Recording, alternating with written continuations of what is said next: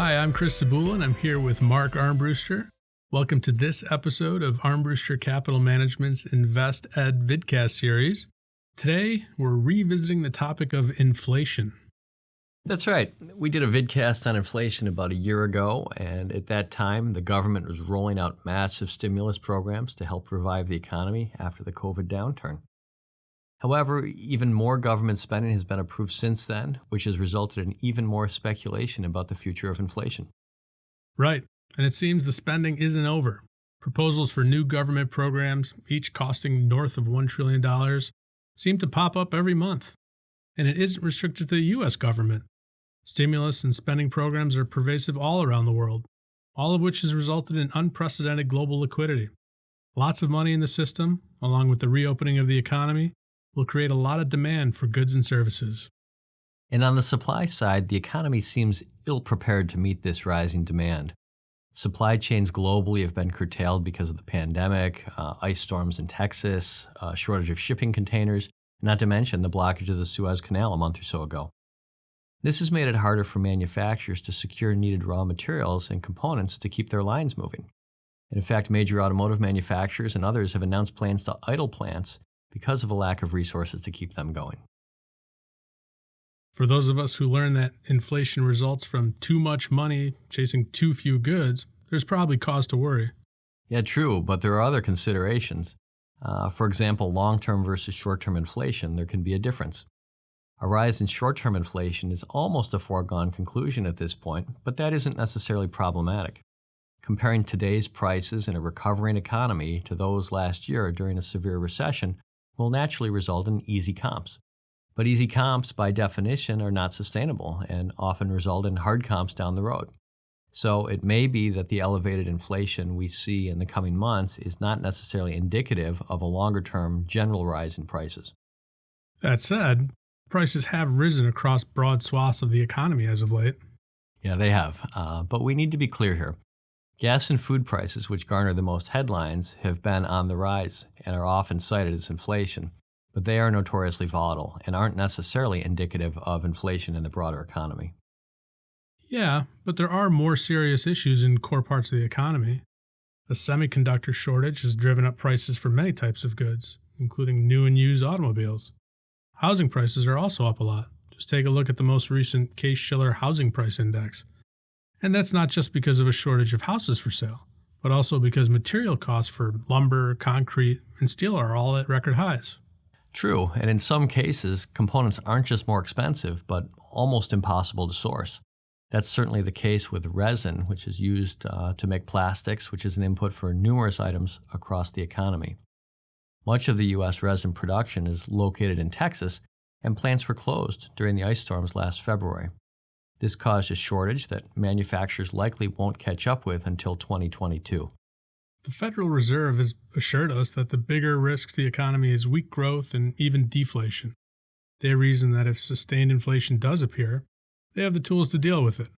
Though, it isn't clear to many economists that the Fed has credibility in this regard, as the tools to deal with rising inflation mostly include raising short-term interest rates. Higher rates and a fragile economy can result in a recession, and the Fed has historically been reticent to triggering economic downturns. That is true, but it may be the case that the Fed doesn't have to step in at all. While all the money printing by the federal government may be creating inflationary forces in the short term, a load of new government debt will likely weigh on economic growth longer term. You're talking about the Reinhart-Rogoff study. Yes, Harvard economists Kenneth Rogoff and Carmen Reinhart wrote a paper in 2010 showing the impact that debt has on economic growth. As debt levels rise, particularly as they rise above 90% of GDP, growth potential slows significantly. U.S. debt to GDP finished 2020 at 129%, so we're well above that 90% level. Japan is above 200% of GDP, and Europe's debt to GDP is also rising rapidly. It's therefore possible that the growth we experience from the economy reopening will be temporary, and that our longer-term challenges, while significant, will not include inflation at all. We can look to Japan to see how this sort of scenario plays out. Of course, it is possible to have both weak economic growth and inflation simultaneously, such as the stagflation we experienced back in the 1970s. Yeah, that's a fairly rare occurrence and probably requires some sort of adverse policy response to kick in. During the 1970s, the policies that resulted in stagflation included tariffs, price controls, and money printing by going off of the gold standard. There are analogs today. Tariffs are still in wide use. Sanctions and new domestic policy restrictions limit global supply of goods like oil, and overall prices may rise because corporations will face rising operational costs from higher taxes, minimum wages, and regulatory costs. If these trends continue, it could result in a slow growth, high inflation economy, but it's far too early to predict that with any authority at this point. So, what do we do in such an environment? That's the real problem.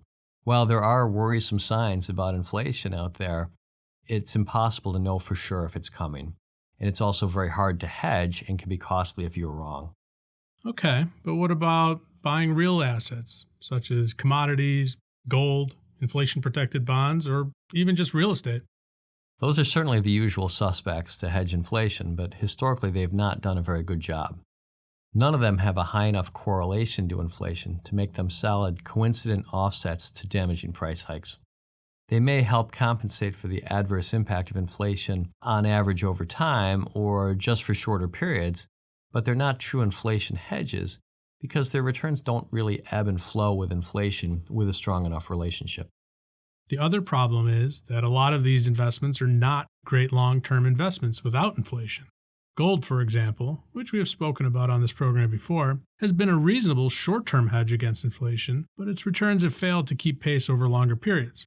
Gold is also very volatile, and low returns and high risk are the opposite of what investors want. So it's hard to simultaneously hedge inflation and reach for solid long-term returns.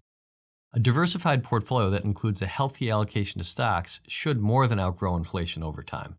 That doesn't mean your bonds won't suffer or that a severe, unexpected inflationary shock won't cause stocks to dip in the short run.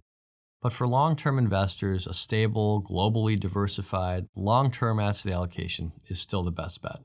Thank you, Mark, for your time today. And thank you to our viewers for joining us on this episode of Armbruster Capital's InvestEd VidCast Series.